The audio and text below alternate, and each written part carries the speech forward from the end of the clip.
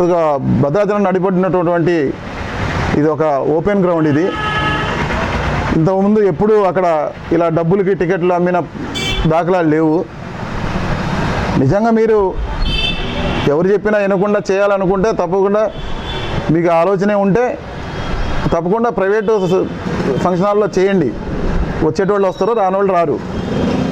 అదేవిధంగా గ్రౌండ్ అనేటప్పటికీ ఎవరైనా ఫ్రీ అనుకుంటారు. ఇప్పుడు మీరు ఎంత మధ్యమాల్లో చూసినా చాలామంది చూడని వాళ్ళు ఉంటారు.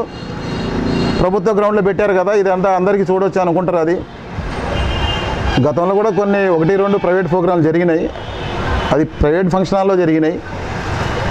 అది లిమిటెడ్గా ఉంటుంది కాబట్టి డబ్బులు ఉన్నోళ్ళు వస్తారు, టికెట్ కొనుక్కుంటారు, చూసుకుంటారు. ఎప్పుడు స్పోర్ట్స్ భద్రాచలం గ్రౌండ్లో స్పోర్ట్స్ జరుగుతుంటాయి. అది కూడా బ్రహ్మాండమైన కార్యక్రమం. ఆ దిశగా అడుగులు తీసుకోవాలి తప్ప ఒక టీవీ కార్యక్రమాల్లో ఒక అసభ్యకరమైన పదజాలతో నడిచే ప్రోగ్రాం ఇది. ఇలా డబ్బులు వసూలు చేయడం అనేది కరెక్ట్ కాదన్న ఆలోచన. దీనికి ఇంకొకసారి అధికారులందరూ ఆలోచన చేసుకోవాలని చెప్పేసి ఒక భద్రాచల పౌరుడిగా నేను కోరుకుంటున్నాను.